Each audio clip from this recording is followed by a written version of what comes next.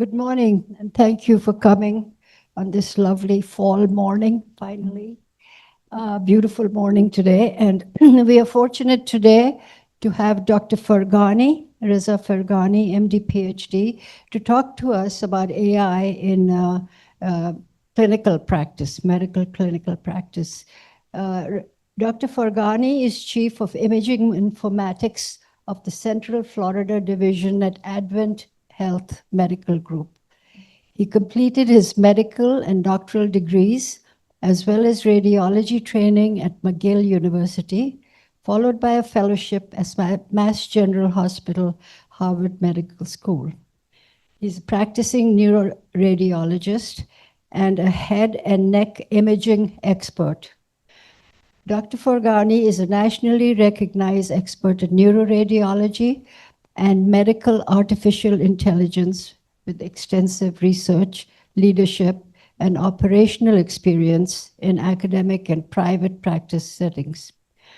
Dr. Forghani has extensive experience in advanced imaging, clinical operations, enterprise IT infrastructure and platforms, and artificial intelligence, having led transformative initiatives that integrate AI and advanced imaging technologies to enhance clinical excellence, operational efficiency, and patient safety. Before joining Advent Health, he also held various academic positions, including clinical professor of radiology, professor of artificial intelligence, and vice chair of AI.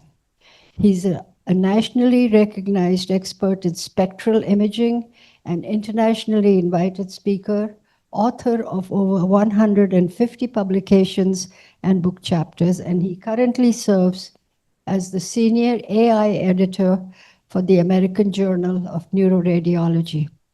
Dr. Forghani is dedicated to advancing radiology through innovation, informatics, and multidisciplinary collaboration to drive state-of-the-art, consumer-focused clinical practice. We are indeed fortunate to have such an accomplished expert to talk to us today on artificial intelligence and transformation of clinical practice. So, please welcome Reza Forghani. Getting into too much technical things. These are some of my disclosures and also some of the figures have been generated using AI. So, there's obviously lots of hype about AI. AI is pretty much impacting every sector, right? This is not limited to healthcare.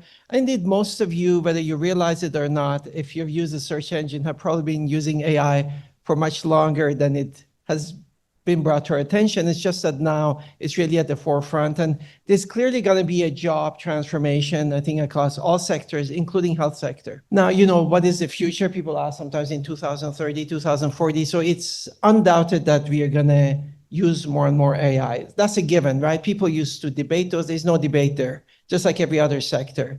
How that's going to form is different. And there are also misconceptions, and I would say a lot of hype, right? That started. Some of the hype has toned down because, like everything else, integrating AI is powerful, but it's got pitfalls, right? Just like, you have planes, you have pilots still, right? Because when something goes wrong, it can really go wrong.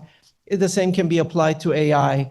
And also, in healthcare, there's more other complexities that obviously AI adoption has been slower. Some of this is safety, regulatory, but even things like patient trust, right? And you have to consider that in healthcare. So you can't just, put a technology there if patients don't trust it. So this all is being sorted out slowly and navigated. But nonetheless, we are definitely going to be using it in various aspects of healthcare.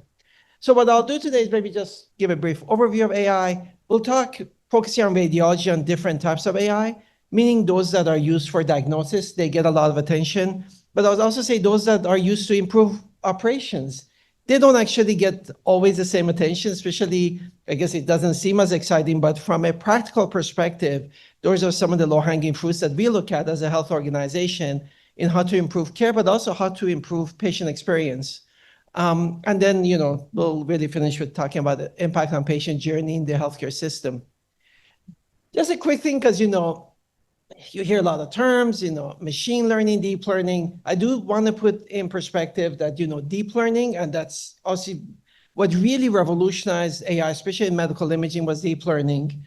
And that's part of machine learning. So what's machine learning, if you think, is that the computer essentially learns with experience and it gets better, right? It's a difference. Think of it. You usually got a computer.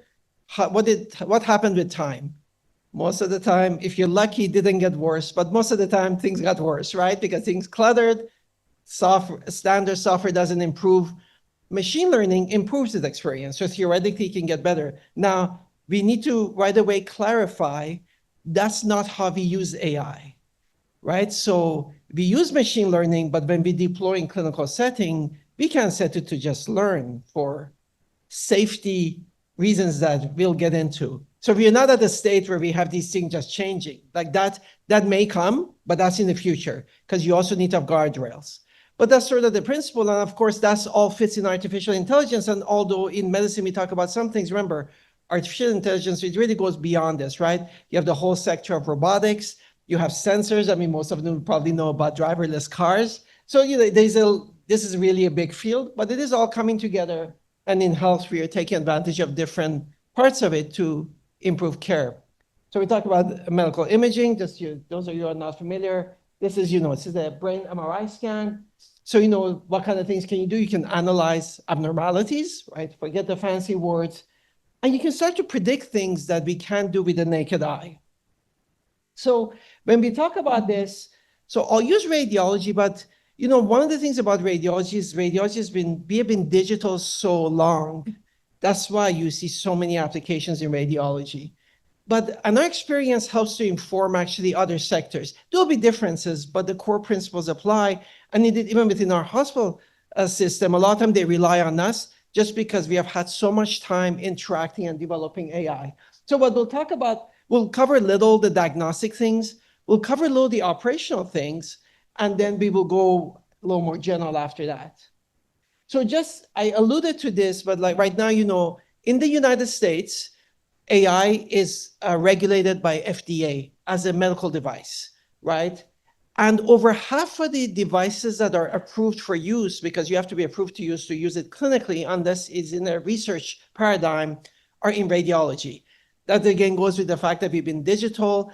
Actually, to the credit of radiology profession, there was a lot of fears initially, but our societies got on board very early to adopt. Indeed, some very smart people, Nobel laureates in 2015, I remember said, we should stop training radiologists because in 5 years we won't need them. So this is where you have to know the hype. So we are now 11 years from that, and there's a major shortage of radiologists in the United States.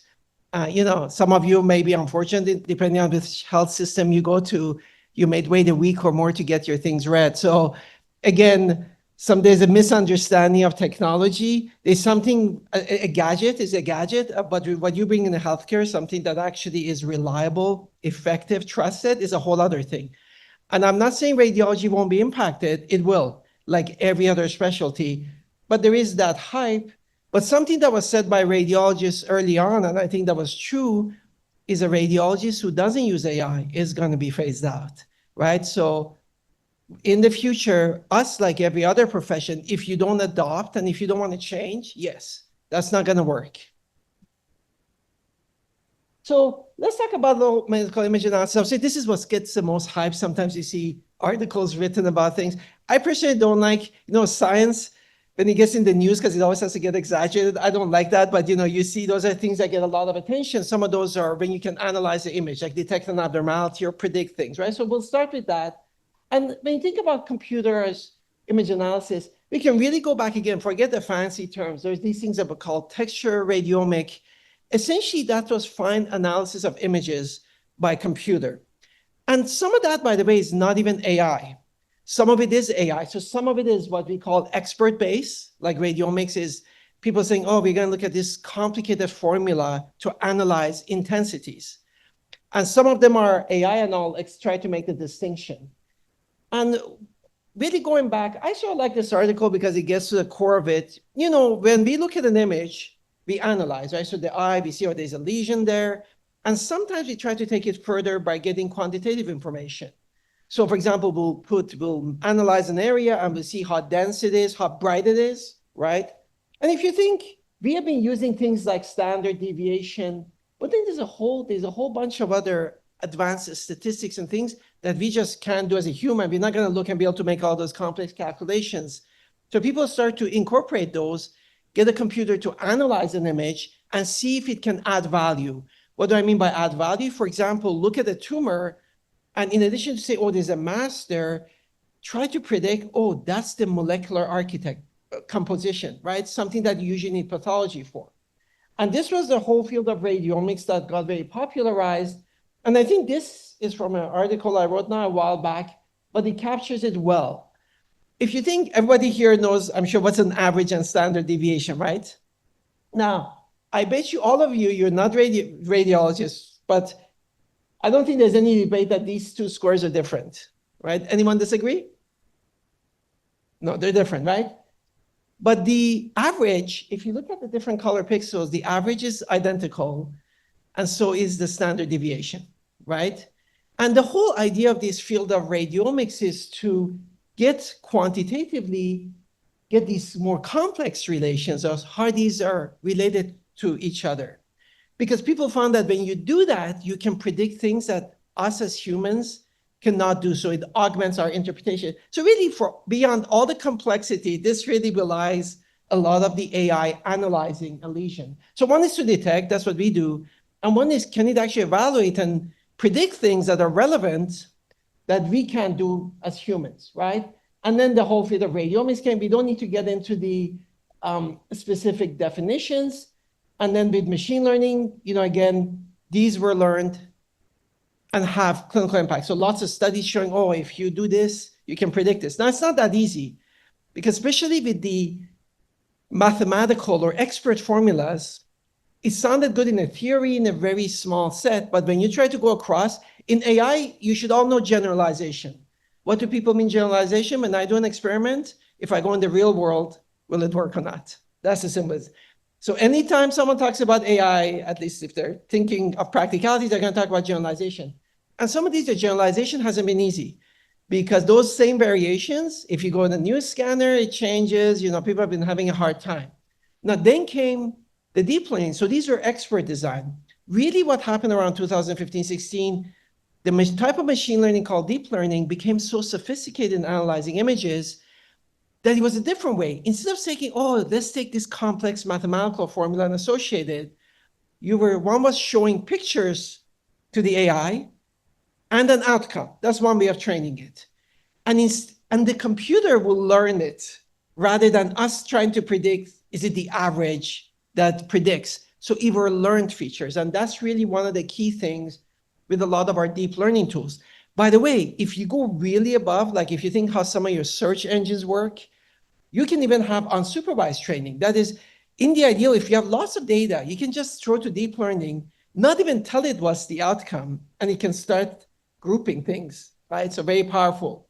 But in medicine, it's harder. We have limited data sets. There's privacy issues. So one way to commonly train is show the picture, deep learning does whole image analysis, show the outcome, and it learns. And that has been quite effective, and actually getting much more effective now, and I'll get into that. So key points, analyzing image, computerized image analysis, right? It could be non-AI or AI-based. And what does it do? Has to predict something that's useful. Right? Really simplifying it in that. One thing I've always liked about radiomics when it came, I have a PhD, and my PhD actually was in molecular biology. It was interesting. At some point, someone would have wondered, oh, you did all that PhD, went in radiology. What was all that for? Actually, it's interesting this day and age. Radiology is trying to predict those things. So it was an advantage that I had that comfort that went beyond images, because guess what? It's all coming together now, right? So there are lots of algorithms that predict things, or at least try to predict things, like a molecular composition of a tumor. Will never be like pathology, don't get me wrong. But when it comes to key features, actually, the machines, think of it, without a biopsy, without someone poking you, are starting to predict things that are likely to be clinically relevant. These are more complex applications, but they're coming. Now, the next part is machine learning. And we already decided, what is that? When the computer learns from experience, right? And machine learning could be from an image, but it could be anything. It could be things in your chart. It could be the labs. It could be you playing, I don't know, bingo poker and trying to throwing inputs to the machine and getting a prediction. Actually, the machine doesn't care. One of the interesting things I've liked about AI, the center, you have the input and output. That changes. But the core of it can be applied to anything, right? That's why you have it in finance, you have it in search engines. It's a very interesting technology. And of course, one of the revolutions there, we talked about those expert features. Not a lot of those things also sounded good, but apart from the reproducibility, there's another issue. It's nice if you sit in a lab and can spend hours on one image, but I just told you there's a shortage of providers, definitely a shortage of radiologists. And when we bring things, it has to be fast. Unless the value is unequivocal, I don't bring things that take time, because as it is, the practitioners are struggling with volumes. Also, and this philosophy varies, but definitely at Advent Health, the consumer experience is very important. One of those things is timely. Indeed, even for myself, it's an evolution. When I graduated, I was junior, I was like, oh, you just make the best diagnosis. Yes, that's great. That's the start point. But I'm sure if all of you have probably been patient at some point, patient experience is impacted as something like parking. You can do the best diagnosis, and patient may not be happy because they had a bad waiting room experience. And when I was younger, I don't think I understood that, but I understand that now. And especially if you're patients, you definitely understand that, right? Nobody likes to wait. I don't like to wait, so you don't, I assume. If someone likes to wait, good for you, but I would say most don't. And those things matter, right? So one of the things is, same with practitioners, just because something works in theory doesn't mean we can use it. So the practicalities matter. And a lot of those fancy things just don't work in real life. Things really have to be automated. One of the powers of the deep learning, because we have had all sorts of machine learning for a long time, it can analyze images and simultaneously give a prediction. And that's been a big leap when it comes to automation. In addition to the fact that it's very robust at analyzing complex data sets. So again, what did you mention? Machine learning, you can put any input and get a prediction. Think of it that way. And it can learn from experience, but if you're going to do that in live, then it's different. Now, if you're in social media, yeah, they do that. That's why those things target you. You probably go search something and you get an ad, the machine does it. I can't say it's always been for good, right? Most social media amplifies negatives. It causes polarization. Why? Because that's the business model, unfortunately. And we're not going to get to a legal thing, but they're immune from litigation. So they can cause harm, to the kids. So that's the backward. In health, obviously, we can't do that, right?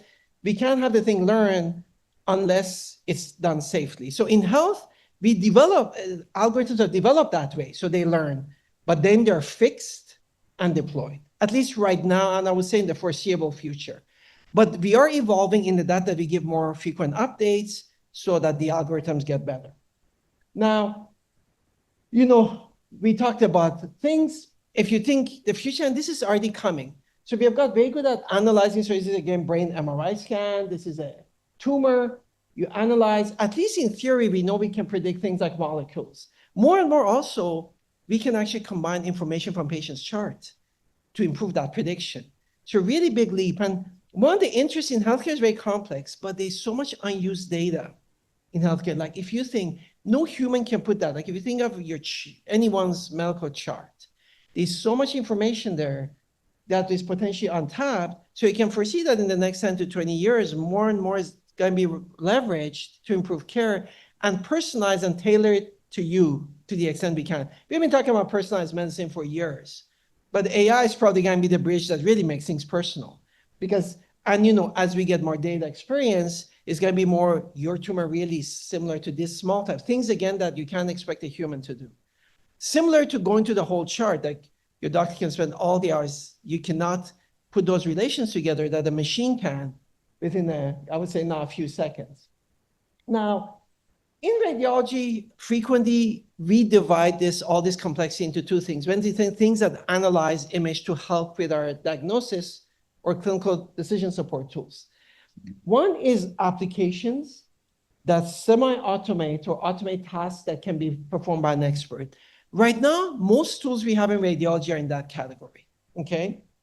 There's another one, you probably hear more about this when in research articles, and sometimes they capture the news.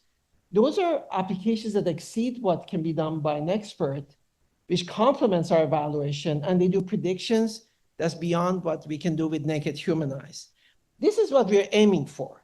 It's a bit more complex, not only to achieve, but also to monitor. Because, again, for health, the safety is going to be an issue. And the other thing about this is that this puts some interest in, because at least initially, sometimes the return on investment of an AI is not clear. If it does what I do, then what's the value add, right? For example, does that mean we know that everyone is going to overlook something? It's just a fact. With experience, you do less. But when you have thousands of images you look at, so maybe this can enhance safety, right? We are all being forced to read faster. Why? Because we have overwhelming volumes. But also, for example, our organization wants things turned around very fast. So perhaps this can be a way where we can read faster with equal or better safety. Actually, that was one of my interests, because most things that happen in healthcare, usually if they're finance-based, they impact quality. So you force to go faster, you pay less, people read more, but then they miss more things. And what I always thought exciting about AI might bridge that gap. That is, we can handle some of the challenges we have, like increased healthcare burden, at the same time align interests. So we can do that with same or better safety and increase efficiency. And of course, the ideal one does increases efficiency, increases safety, and all of that. And these ones are going to be paradigm changing. They're coming, but they're not quite there. I can tell you what examples of AI exist out there right now in radiology. So we have tools that detect like bleed in the brain, right? Embolus, if you go in the lungs, life-threatening things. Pneumothorax, large vessel occlusion in stroke. Indeed, in stroke, because we have, as you know, especially since probably the last 5 to 8 years, people realize that we have always known prompt management is important, but the therapies going in the vessel and taking away a clot have really been shown to have benefit. So the stroke timelines are extremely fast. And what we do, actually, we use AI for everything, not only to help the detection, some additional analysis, but also the care coordination. Because again, we don't diagnose to diagnose, we diagnose to treat, right? And we found getting all the teams together so that you can have, within half an hour being diagnosed, you can have someone taking off the clot. That's not easy. So we use AI to do all of that.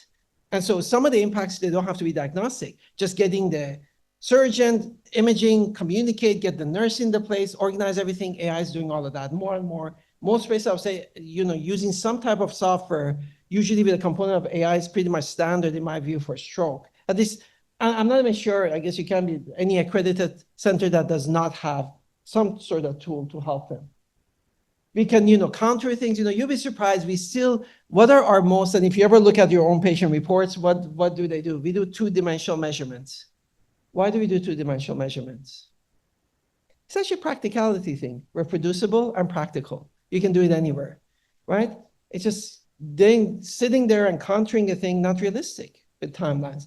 AI is likely to change that. So we're already seeing, like in dementia, right? And this is we already have this tool at our organization, and we're expanding that. More and more you can get volume, do things we don't do well, like, early volume loss, especially now that there are treatments for Alzheimer's. These things are becoming real because AI can do it efficiently, right? So practicalities matter. And, these are some studies we did, but you can really do a lot with segmentation that's got really good in the coming times. And we talk about this value add. What do we usually look for when we get this? Patient quality of care benefit, right? Management or ideally therapeutic outcome, quality safety, and process optimization and efficiency. Of course, the more those boxes you check, the better. Some example of things right now, the AI tools, for example, we are rolling out a whole suite of 17. We just acquired, actually doing a new set, and we're doing this in the next 2 weeks. So it's a very busy time for us, but some of these will detect a hemorrhage and they'll alert, oh, this could have hemorrhage. So of course, this means that something's not going to sit on the list. Now, we have fairly rapid turnaround for ED. So it's not so much, but sometimes in an outpatient, if there's a backlog, it can flag it. So someone with a life-threatening thing doesn't have their scan read a week from now.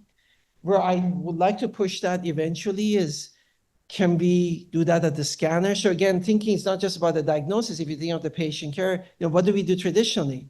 Once in a while, and we have all had this. Anyone who practices is you. As a radiologist, you open something, oh my God, what is this? And it was an outpatient. And somehow they're walking around, they get in their car, they could get in an accident. thing where we want to push this is that ideally you have that at the scanner, it gets flagged right away. So we don't let you leave. You're not there yet, but we are going to get there, I think, with this technology. Then you can be sent to the emergency department or your provider. So again, these things are going to have real impact. And the impact is not just how better you can diagnose, think of it, how fast you can diagnose, because those things matter. We know delaying care is also a major problem, right? It can be anyways. Now, applications that exceed what can be done in research, we have seen you can predict molecules. It doesn't mean you won't biopsy, but it means that for certain things, you can start using the image to determine outcome. The other thing is, anyone who's done, of course, you can do sophisticated molecular analysis, but they're expensive, they take time. But also there's something called sampling error, right? Because when you do a biopsy, you take part of the tumor. You never know which part you took. And one of the interesting things is that while we're not gonna ever be better than pathology, we will be more comprehensive. So in imaging, and this could even be used eventually to guide where one should biopsy by images. Because you can analyze, oh, this is the area that is likely most representative, so go there. So really important things. How about predicting treatment? Think of it. Right now, some treatments, they're toxic, they're expensive, we administer, and we don't know how you're going to respond. That's not unusual. And that has, we're not there yet, but it has the potential to start doing something that we can't do just by looking at images and predict, say, you're going to fail this treatment, or there's a 80% chance you fail. So then that discussion can be had with the patient, and you don't do that, and you go the better way. Now, that is good, but that poses a real issue, especially with the way healthcare is usually done. Because machines will go wrong. So right now, what did I tell you? Most AI tools do what we do. A small segment of it, right? Not comprehensively, although that's probably going to change soon. So if it goes wrong, it's our job to oversee and correct it. And even with my practitioners, when I first bring it, we have to almost educate the practitioners because they have different comfort. I'm like, no, your job is to overrule the AI. It's okay. It's not meant to be perfect, right? But it's actually, we have to have that discussion with our radiologists. Now, I can do that. If it's something I can't verify, how are you going to know when the machine goes wrong? Because they all go wrong with time, right? It's called drift. And this is, again, we see the headlines. Oh, yeah, we can predict this. Yeah, nice. In a set that was done retrospectively in a lab. And that's a good place to start. But to implement clinically, that is the goal. That's what we're really aiming for. But that's going to require not only a good algorithm, but a whole rethinking of our healthcare IT and monitoring. It's going to happen. But just again, when it gets to the hype, oh, yeah, we can predict this, or you can do that. Yeah, well, quite frankly, can't. It's like the prediction, 11 years ago that we don't need radiologists in 5 years. And then now we have a good thing no one listened to that one, right? Your scans would not be read. So you have to understand. But this is coming. It's feasible. We have to change the way we think about things. We talked about diagnosis on a very busy slide, don't worry. But, there's a low-hanging fruit. And sometimes I try to bring this even to our physicians because everyone gets excited. Oh, yeah, I can diagnose this tumor. Yes, but those are hard. There's safety process. Actually, AI is really getting into process improvement. I'll give you a few examples. And if you think, you get a scan, but it's not a simple thing.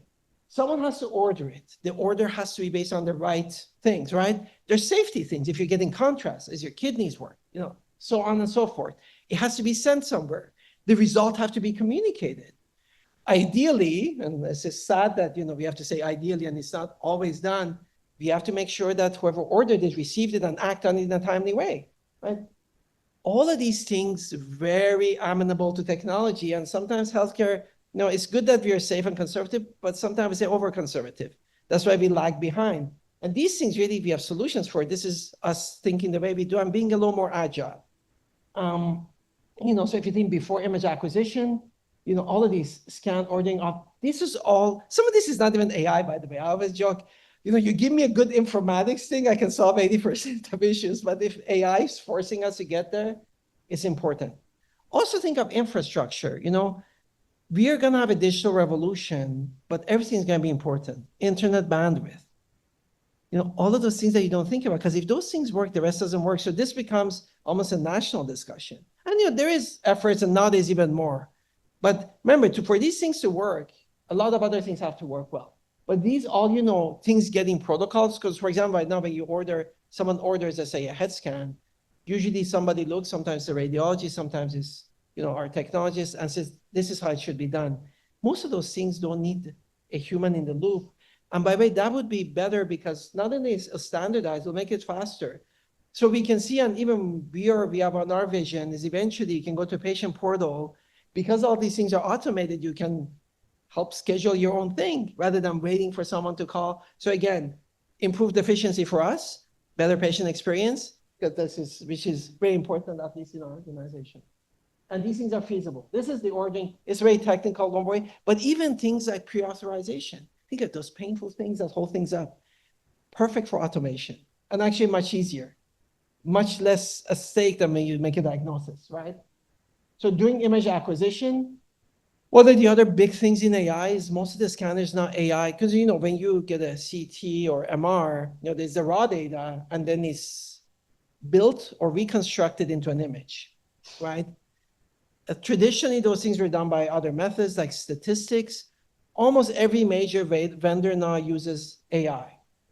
And sometimes it improves quality. It's making scans faster. So from the organization, there's a productivity benefit. But from a patient care, I would say, we do in MR, I'm sure nobody likes to sit on a flat table for an hour if they don't have to, right? So again, these things are because scans are getting faster at the same quality. So these are not theoretical. These are there, and there's going to be more. And some of them are in scanner. We are looking right now at the whole suite of software that doesn't even require a scanner change to try to put across our enterprise to really make those things faster. And the other benefit is access, because if we make our scanners faster, then instead of waiting 2 weeks on average, maybe we can bring that to 1 week or 4 days. And who wants to wait for a diagnosis here? If someone orders a scan, anyone likes to wait excessively for a diagnosis? I imagine not, right? So again, things that matter, right? Timing matters, and AI is going to help in all of these spaces.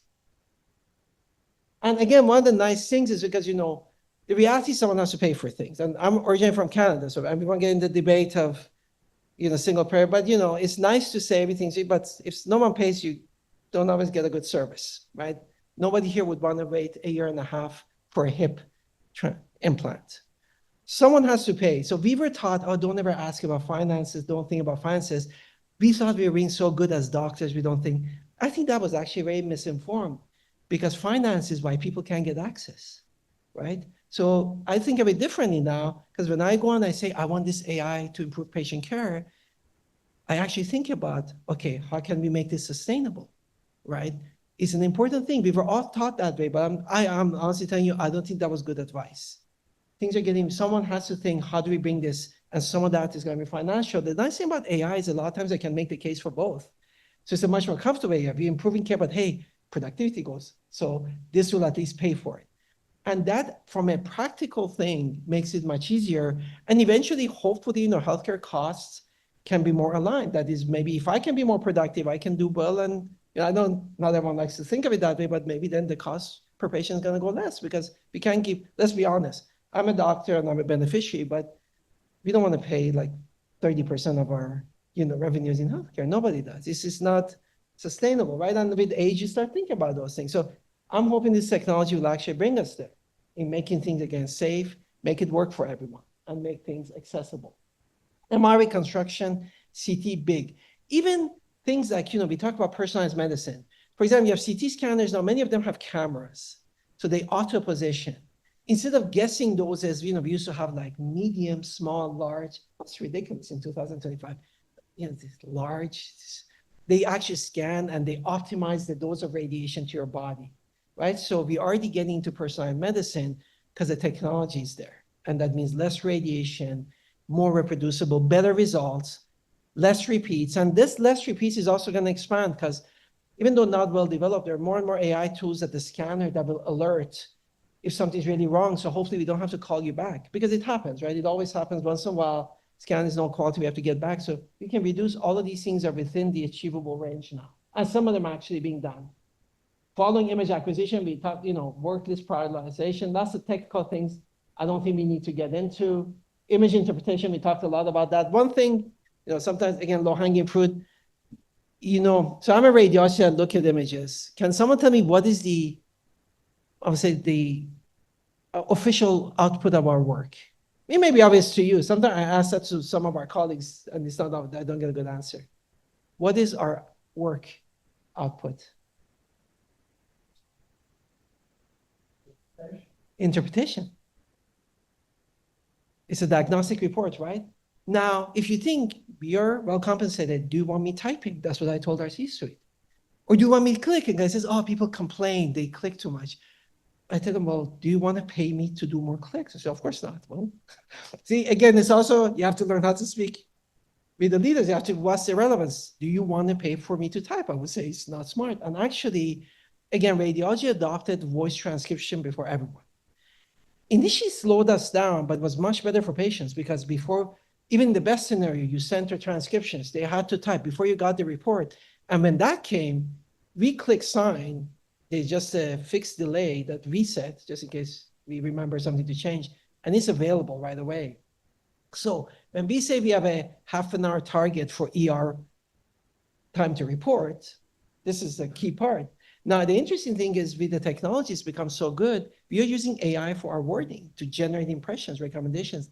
That's making us faster. Again, increased productivity, but also better turnaround time. Sometimes, for example, for our organization, they care a lot. They'll pay more to improve turnaround time because they care about that, right? It's part of the patient experience. And AI is there, and this is a big area. The area that's more interesting is actually taking the image and starting to draft a report. There's some question whether FDA should regulate it. It's a whole complex discussion, but I think we're going to get there one way or another. But right now, we use AI for certain parts of our report, so less errors, better recognition, and actually starts to summarize. We are also bringing more AI chart summaries, right? So we can, so again, and you know, you have to roll these things, right? Especially, let's say you go outside of radiology, when you do these things, you have to be careful because if you go too aggressive with these things like agents, sometimes these patients are not happy. But from what I gather, for example, when you, let's say, go out of radiology, you're talking to your provider, and instead of them typing, they're talking to you because AI is recording. Patients like that because now they feel that they're getting the attention rather than someone trying to type while they speak with you. So really major improvements in that area. This was from one of my former colleagues, actually, Dr. Brian. He used to be chair at the University of Pennsylvania. It's funny, this dates back. And he had talked about this pre-reporting of how AI analyzes, and actually they have a tool that they just got FDA cleared. So very interesting.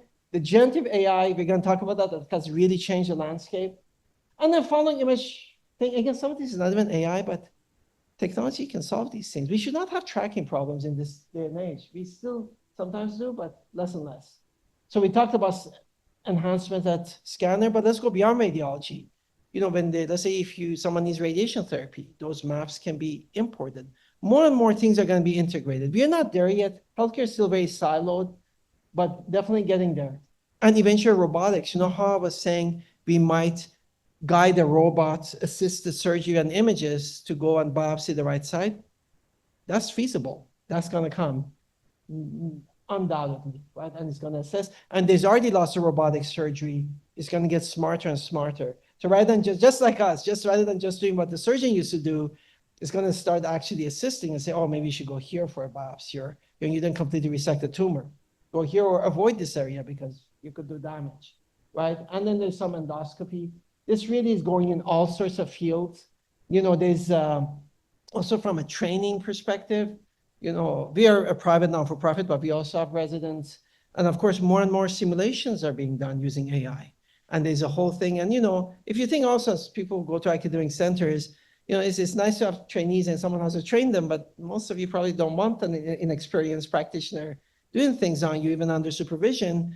And some of these gaps are being done so people get more training, trainees get more exposure to simulation. So when they're being trained, already they're safer, but even under supervision when they do that. So AI is really impacting all these aspects. I don't talk to, this is another FDA talk. There is, though, you'll see, for example, you may see that certain AI tools, if you go to Europe, where there is a CE mark is a process for European Union, you see that they're more comprehensive. So, and this is the FDA means well, right? But traditionally, the way FDA has regulated our devices is almost as if you're injecting someone with a chemotherapy, which doesn't make sense. But this is changing, and that has actually been barrier. So we don't have sometimes the comprehensive AI, not because the technology can't do it, but the regulatory is just too expensive or complicated. But FDA is also changing. They recognize that this is a different thing and that they can probably make it easier without compromising safety. So there's movement in that area. And that's going to be important, especially with the foundation models. We're near the end of the talk that we'll talk about. Now, finances I spoke about. Actually, the financial model for AI is not worked out yet. Now, most things are not covered, so it's usually the organization. We have to eventually figure it out. Some things have codes, but most of it is not. Some have said, do we offer the patient as a patient to pay? No one knows. So this is something that's going to get refined with time as we use more of these technologies. Most of these right now, the organization pays for. So we do it for various reasons, but most of these come like we don't code, but obviously we see value, which is why we bring these tools in. I don't want to get too much into that because we actually created just because when we had AI, again, goes back, people were bringing tools, they're thinking of things like workflow, and then it didn't work. So I actually spent, I started I used to do research theoretical, but at some point got, especially in later stage of my career, I'm much more interested in doing things. And there's nothing wrong with theory, it's just I think it's a phase, right? At this stage, I would like to do things that actually happen. I went through a lot of basic research which I enjoyed, but it's a different phase.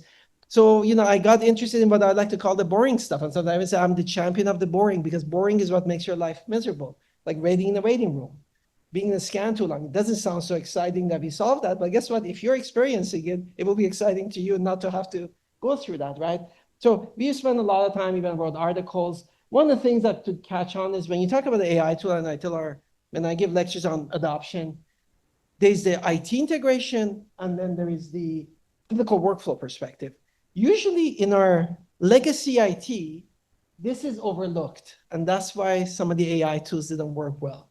But the organization realized, we came with a whole algorithm. We don't need to go through that. That's more practice. But some things, obviously there's a value add. You have to ask those questions, return on investment. We have a lot of narrow AI. They do only one thing. But we are going towards comprehensive. And that's partly technical, partly FDA. Among the different things, one thing is to be able to try things. So being infrastructure that you can actually try AI to see if it works well is an important part. I talked about clicks, trials. And one of the things I do, I'm more passionate about, again, going to boring, is that, traditionally hospital ITs have been underfunded, like an afterthought. But if you think this doesn't make sense, and that I think when you think about, we talk about all these fancy stuff. If we don't want this to be hype, I am definitely a proponent that if you're going to have a digital revolution, I think we have to rethink how hospital IT is. I don't know how many of you from healthcare, but everyone always complains about IT, this and that. No one wants to pay. But this can be the future. Everything is contingent on IT. So I fight for IT. Yeah, now I demand more. I want them to be faster. I think that mindset of everything takes 2 years is ridiculous. Actually, I was very pleasantly surprised when I joined Advent Health that they were very open, the C-suite. I said, look, we need to be agile. They recognize that's the future, and they've been helped. And I think that's going to be key, because if you don't have those things, the rest won't work. And we have to invest in IT. So for us, IT is not afterthought. When I like something, I bring them from the beginning. Indeed, we are very centered with them, because who's going to deploy those things, right? So they're the core engine. I think we have to rethink this whole legacy IT mentality. If you're going to have the digital revolution, the big organizations are doing, others will have to follow. If it's a small hospital, they'll have to get third-party partners like industry. But you can't do it the way you used to do. Let's take 2 years to do this. And sometimes it's interesting. So looking at some of in Canada and some of the government committees, we had the IT committee that took 5 years sometimes. That's extreme, I know. But, for government, it's not always unthought of. Now, 5 years, you might as well not do the work in AI. There's no point. Indeed, we are talking, and our C-suite was very open. I said, look, in reality, we need 3 to 6 month timelines. Otherwise, we're wasting our time, because by the 6th month, this technology is moving so rapidly. So that's a mindset change. People got to realize things are moving really fast in this space, and no one's waiting for anyone. Okay, no one's waiting. Technology is driven. Industry has much more resources than even the most prestigious university centers, and this is moving very fast. We have to be on top of this. I struggle to keep on top of things. I spend active time to just try to keep up. So definitely the thing of taking a few years to decide, no. So we decide, we trying to change our paradigm, 3 to 6 months, decide, boom, we take it, if it's good enough, right? Understanding that there'll be changes and improvements. But This again goes back, but there's another part of the infrastructure. So for example, we just brought in a platform. So we realized that even we have a large IT, right? So we are in 10 states. And even though the clinical groups are like Central Florida, the IT is enterprise-wide. So that's a massive IT. Most of our customers, most of the vendors we deal with, no one recognizes their biggest customer. But even then, some things are not work. We can't expect them to do everything. This technology is too sophisticated sometimes. So we work with industry partners. The platforms are things that, again, when you see the infrastructure, if you want to deploy an AI, try it and make it feasible so that you don't have to create an IT company within the hospital, these are big things for us. So one is to use, but I can tell you what is the other benefit. We talked about what is that golden thing, right? That you can start predicting therapies, things that the expert can do. Now, how are you going to monitor for safety? The only way I see is the platform. So we are bringing these platforms not only to make AI faster and more seamless for today, because that's the only way I see to monitor AI performance. And we talked about things learning. Eventually, if you're ever going to have to that, you need almost an active quality thing. Without the platform, that won't happen. So this is another reason, again, I do talk a lot about IT, and I think we really need to rethink that. I don't know. Actually, this crowd might be the younger crowd. I don't know how many of you know the 2001 Space Odyssey, right? The Stanley Kubrick classic. Those of you who don't know, supercomputer, spaceship, went crazy, started to kill astronauts, right? So we can't have that in AI. So you need the quality monitoring. As we do those more sophisticated things, that infrastructure is going to be key. So we've been pushing for this. Organizations doing it. Everyone will have to follow or they'll find behind. Sometimes I compare our current legacy IT to driving a race car on a dirt road going backward almost versus on a track. If there's any people who like Formula One, there's definitely this one's going to win. That's how we have to think about IT. So this can be an afterthought. Same with our infrastructure, right? Internet bandwidth. Guess what? Right now, and one of the challenges, of course, cybersecurity is the major challenge because we have to all this while being secure. Right now, we go down, things essentially come to a halt, even for a few hours. So this is why that part is key. And it's going to be partly the hospital, partly working with industries to support that and make sure that, we can achieve this digital revolution. We're going to finish talking about some of these multimodals. Who knows what's the foundation model? You all probably know of it, even if you don't think you do. Right? So ChatGPT, everyone knows what's ChatGPT? Yeah, so there have been lots of leaps. We talked about 2015, 16 image analysis, but the leap that even if you went back 5 years, things we do now, as I say, oh yeah, that's just fantasy, was that, right? These foundation models, what are they? So they essentially, these are things trained on massive amounts of data that then, because of that, can just do a lot of things in a sophisticated way. And when the ChatGPT came, it was completely revolution. Most people didn't even believe that something could do that, right? This has been expanded now to images. So for example, one company we work with, they actually now, instead of creating the way they used to spend 3 years to create an algorithm for one disease, they have a foundation model. And they're telling me they think they can do what they did in 3 years in 1 month. You can see the implications for how many AI is going to be available. How you're going to have more general AI, if we can overcome the regulatory, which is not a little thing. And also for rare diseases require a lot of data. It's been a challenge to develop something. These foundation models are going to help us actually make predictions for rare diseases that would be just logistically not feasible because sharing data, HIPAA, all of that is not easy, right? It's an obstacle to development. So this is really the big next wave that's moving extremely fast. Segmentation, the things being countered, I know the foundation models do it so well, but they're going way beyond. And they're also, I was working with some Microsoft colleagues at some point, but everyone has it. They have text, they have image to report, right? So, and we had, again, there's some challenges. We do have to talk about that, but extremely powerful. That's the transformative thing people are working on. Now, I do sometimes worry, and this is a general internet loss of kids, but even if you forget kids, it's so easy to get information, right? I have a lung nodule. What do you do? Now, one of the problems that we know these things go wrong. It's even worse now because the country is very polarized, so people don't trust anything, and you really need trusted sources. Like, it's unfortunate that healthcare is becoming political, but the foundation models are great. And sometimes they say, I want to write an article. I'll actually start drafting it them. They're so good. They're better than I hate to say it, that's better than many of our trainees used to do. I was in academia before we get a trainee to draft something correct. In the foundation model, I think outdoes most, unless they're near graduate expert level. But they also make sometimes critical mistakes. This is a challenge, I think, almost societally, we need to make people aware. Be careful when you get healthcare advice on the internet. Sometimes it's people that say things that are not always sound, but sometimes the machines. Remember, the machines, a lot of these are just probabilistic, and they want to please, if for lack of a better term. So they'll find an answer, but that's not always the right answer. So this is going to be one of our issues. So again, using these safely is going to be the thing. So we know we're going to do these. There are ways to put guardrails for health systems, and we're going to have more agents, so computers interacting with you on different things. But that has to be done carefully, because it's not an easy thing. I know one example is hallucination. Do you all know what hallucination is? I'm not talking about people. Hallucination in terms of AI, right? Everyone knows people have got in trouble, sometimes legal trouble potentially, because sometimes if the machine can't find something it wants to please, it'll make up something. It's made up references. It looks so convincing. Oh yeah, this is it, and it's not true. So you still need the domain experts. I tell my colleagues that's a good thing. That's our job. And actually, for us as physicians, there's another worry. It's called automation bias. So we're going to bring all these tools. They're going to get better. How do we make sure that people don't become complacent?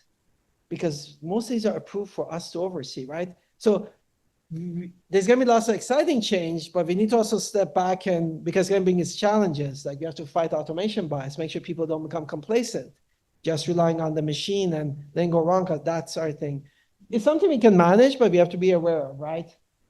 And the whole thing is about guardrails and trusted sources is going to be key, especially for all these large language models. If you don't put guardrails, they're going to make things. But there's ways of saying get all your information from X. So let's say if you're going to deploy something in the healthcare setting, that's what we're going to have to say, because we don't want it to give you bad advice. Let's say, especially if you have agents as a first line interacting with the patient, it becomes critical. And by the way, agents, we are even looking at agents within providers to facilitate, because there's a lot of process things that can be improved with these. The future though is bright, because it's going to be image, your lab tests, I mean, right now, these tools can analyze the entire chart in seconds. And we know that I'm certain we're going to find disease associations just a human could not possibly do. This was from a few years ago, but I do think radiology is an exciting time. Radiology, we have been technological, and as much as people are scared, I remind them, we have always benefited from adopting technologies. If you go back to people at the time of MRI invention, sometimes they say, oh yeah, people say, oh, we see things so well, they won't need us. So it's the opposite. It's one of us, nobody wants to give up an MR. So I do think we have to change. So we have to learn new things and maybe abandon some old things, but exciting times. And I think as radiologists, we're going to get out of, we have already changed a lot. Think about it. When we had x-rays, I mean, we just barely saw things, right? Now, I would say the CT scanner goes down, the hospital's emergency department comes to a halt. We see things inside, we see anatomy, almost as if you're cutting people up and look inside. And soon we'll probably do even some molecular, we are already doing some of that, by the way, to functional imaging. We're going to do more on that, even predicting therapy. So it's going to be good really towards that personalized medicine. And all of this is going to impact the patient or consumer experience, both from a quality, but also from the operational side. Weights, how fast you get your results, all of those things, lots of potential. So in summary, I know I covered a lot, but there's no doubt great potential. Safe and effective use of AI requires understanding strengths and pitfalls, right? That's what, and the regulatory environment. Successful and impactful AI is not only what it can do, but also does it fit in a workflow, right? Needless to say. And when evaluating AI, we definitely need a systematic approach. And I think for AI to reach its full potential, we do have to rethink, especially our IT, this legacy IT mindset, and that's feasible, right? We just have to rethink it, that everything relies on them. So we have to really be more agile and partner with an approach. And lastly, advocacy and education is going to be important. That's both for providers, because some of them don't know the pitfalls as that well either. They need to know. And I think for patients, because right now you have lots of sources. And if you're not careful, you can be misinformed and you can potentially be harmed. So with that, all in all, I think like any technology, the future is bright. I hope this was informative, and thanks again for the invitation.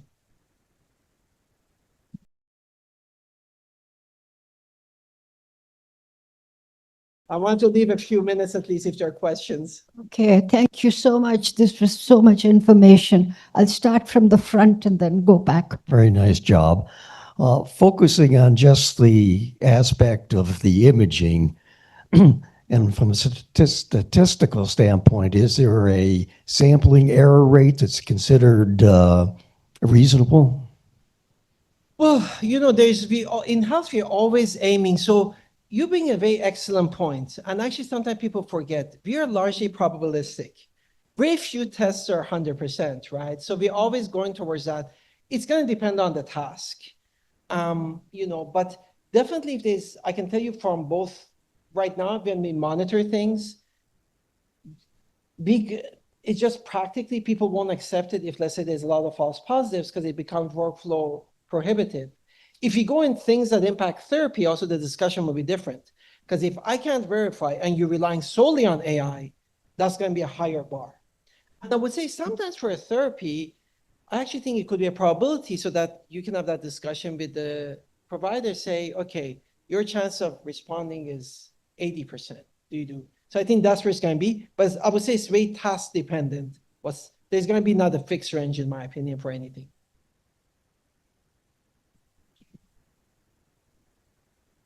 Thank you. That was very interesting.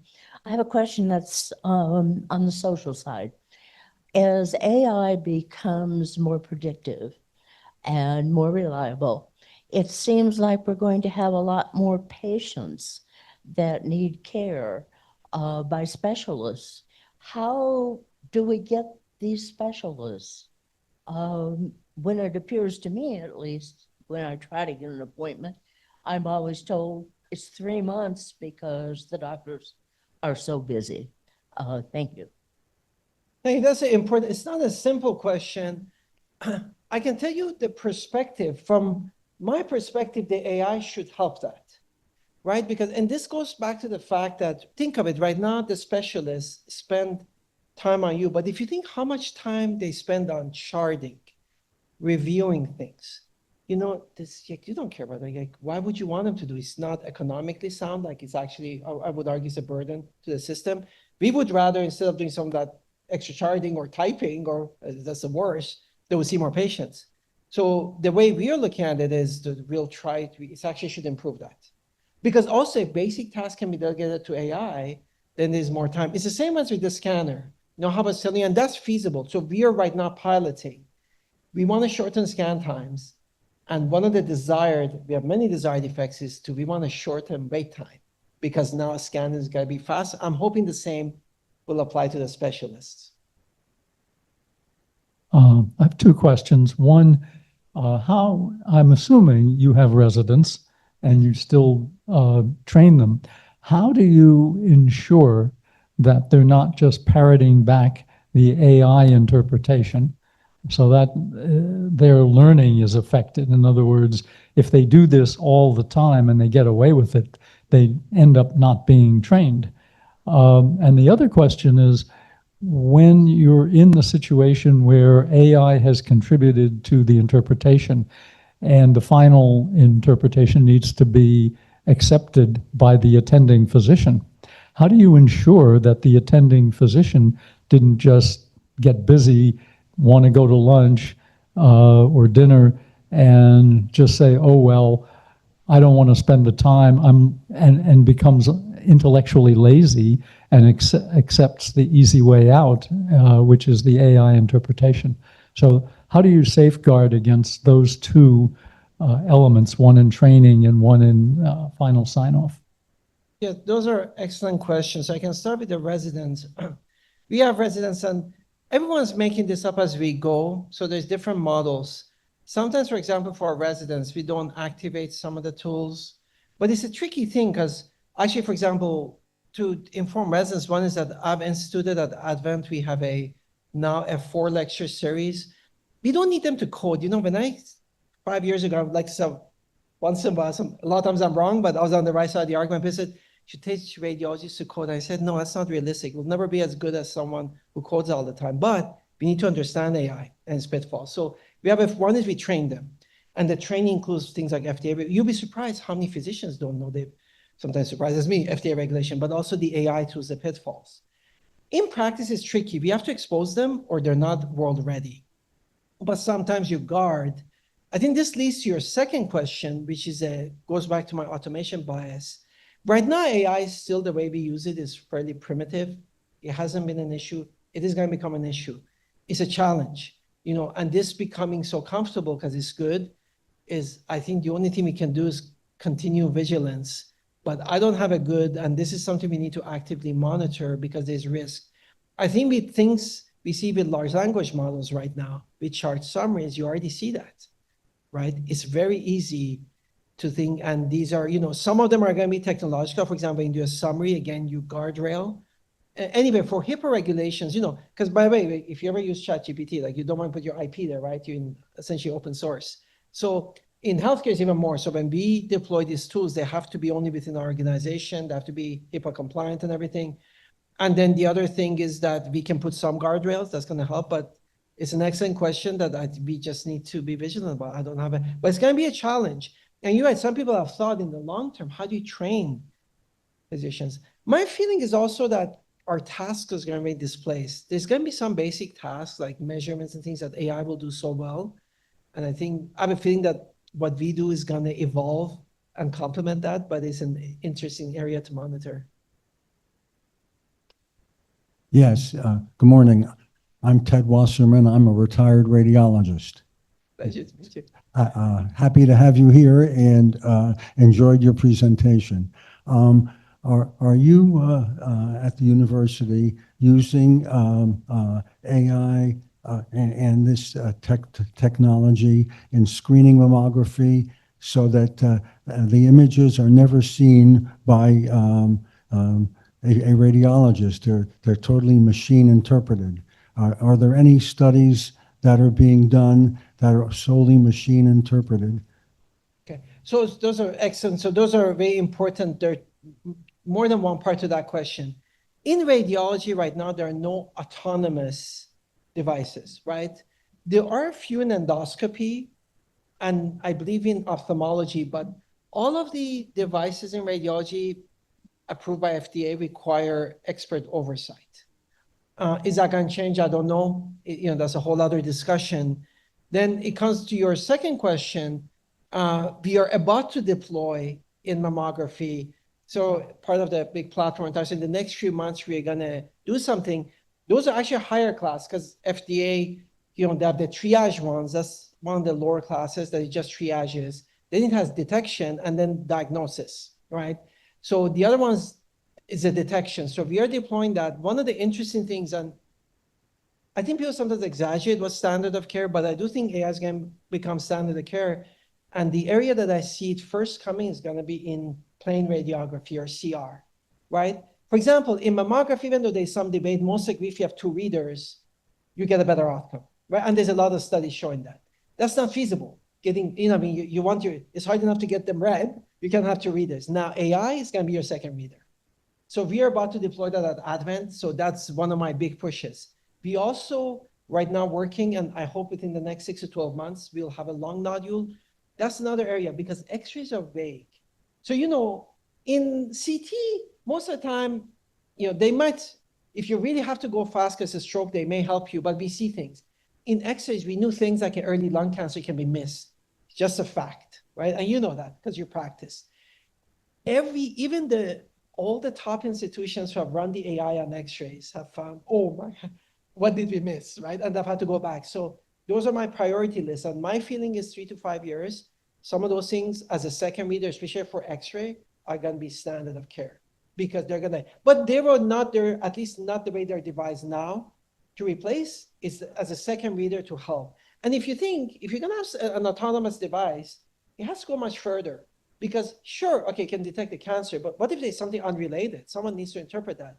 So doing the whole every diagnosis is a very different type of discussion, both technologically and regulatory-wise. I'd like to harken back to something you said earlier. With all the restrictions we have going on now with the government and Sure. providing funds and research and advancements like an AI, they don't have these barriers in Europe, as you mentioned. So Europe's had the opportunity to find out what works, what doesn't work. Are they willing to share with us the pros and cons that they've encountered? Well, Europe has advantages and disadvantages, right? I mean, I can tell you that I still, and I'm Canadian, I know the European system very well, we live there. And at the end of the day, with all the pitfalls we have, I am a firm believer that this is the best country to be in if you need healthcare. If you have something complicated, you'll be surprised the hoops people go through. Now, the knowledge is actually shared, whether it's our knowledge or European. So we see their experience. Where we have seen an advantage, and this is not just with thing, is some of the regulation is easier. So for example, I can give you a brain CT example. There's a company that can analyze over 100 abnormalities on a brain CT. In Europe, that's fully deployed. They tried to come to US, they didn't understand the market. Then the FDA was saying, well, you have to approve each one. And just to give, the cost of that is, no company has a couple of $100 million to spend before they've sold the product, right? So that's been a barrier. So it's not that the knowledge is not known. Certain things, regulatory-wise, are easier. It comes at a cost because, it's also a safety thing. But I do think there's room for FDA to be more flexible. The good thing we have seen, and from what I'm seeing, is that the FDA is actually decreasing that. So our pathway for having some of this AI is going to be easier. So we can easier achieve like some of those comprehensive solutions. And FDA is really talking about that. And one thing that's really bringing that to the forefront is those foundation models like ChatGPT that do imaging. These can find a whole bunch of things. And based on vendor discussions we have, FDA is now open to considering things that, let's say, a few years ago would be a complete no. And so I think that's a convoluted way of answering the question, but it's a complex area because there's a technology, there's a knowledge that I would say is largely shared, and then there is the regulatory, which becomes very jurisdictional. For those of us who've been involved with therapeutics, drugs, and devices, obviously there's a somewhat tedious and oftentimes long period for the approval of those drugs. It strikes me that things are kind of at a meteoric pace, and the question is, for the approval of some of these new devices, is the same rigor basically as the basis for spending money in these in the clinical, the same as for drugs and devices? I would say largely yes, and sometimes that's the part that I think is sometimes inappropriate because I think the way FDA first looked, let's say I have a triage device. So if you think you would not understand this, right? The intended use. So a triage device can't even mark on the image what it saw. It's just to flag. So the way FDA was doing is that they would require it almost as if you're giving a drug, like it was such a complex process. I would say that's unnecessary because you're not injecting the patient anything. I still have to overrule. It's doing a simple task. I just look as an addendum. So I would say in some areas there was probably an excessive, and that's what we're trying to correct. But I guess the good part is, I would say yes, that definitely at least in the US, on the part of safety. When it comes to diagnostic devices, now, when it comes to stuff that's out there that is not official for medical use, I mean, that's a bigger discussion. By the way, that goes beyond medicine. Like we know that social media has harms, and I would say, but some argue that has been too lax because it seems like you can almost do anything if you don't call it diagnostic. And because these things are so accessible, it's no surprise people use them. So I would say there's a balance. I would say on the medical side, actually, maybe on the overtly conservative side, and we have to roll back a little, be easier. On the other side, it's a Wild West. You can almost do anything on the internet, and the platforms have no accountability. So an interesting area. Thank you for your interesting presentation. Earlier, a gentleman was talking about what mechanisms do we have in place to hold providers accountable over time for, seriously and carefully reading AI output and sending recommendations forward. My question is kind of the opposite of that, which is if there is a provider that wants to go against this AI recommendation, which could be something perhaps very standard from practices in the past, don't we have to make sure that these hospitals and the hospital leadership have policies in place to support someone who wants to, say, using antiquated language, be the whistleblower, so to speak? And what would you have to say about policies? Because this is new, not just for patients and providers, but of course, as you know much better than I do, the hospital leadership. So don't they have to rethink their policies, rethink their approaches, and have policies in place to support these guardrails that are going to be so essential to making this AI-guided medical practices successful? What are your thoughts on that, please? Yeah, so those are excellent questions. I can't speak for some organizations. I would say that at least are not our organization, and most places I know, that hasn't been an issue yet because the organization is actually, including the providers and others, mostly start with skepticism. And there's definitely, I can tell you that I know of no place even nationally that if you don't like the AI's output, someone's going to try to silence you. So that's not an issue. The other thing is right now, these are not autonomous. Now, if you ever go into more advanced or autonomous, of course, that becomes more of an issue. One other thing we have seen is sometimes you have to educate providers that it's okay to overrule the AI. Actually, that's your job. And so and I know that we're going through a big deployment. That was one of the first questions. What if I disagree? I said, well, that's what you're supposed to do. That's the intended use.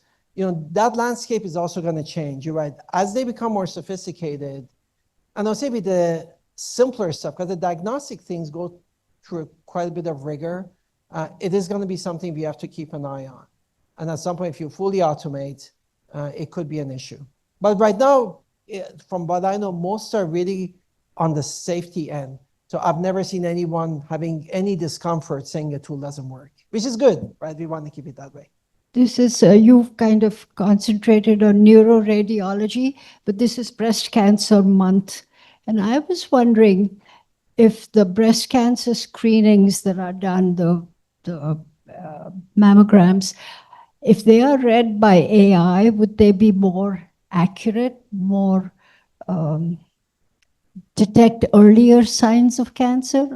So there's in multiple studies showing that when AI supplements the radiologist, that you get better. It's almost like a second reader. It goes back to, we have known that if you have two people looking, sometimes you can avoid unnecessary. So for sure, and that's why we are prioritized. So we are bringing that in.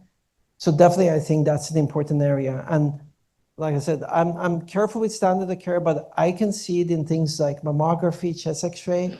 These things are eventually going to become standard for some indications because we know they improve. So I would say my feeling is that if you have an option, it's good to have. It's not meant to do it on itself, but it will complement and it's going to increase overall accuracy.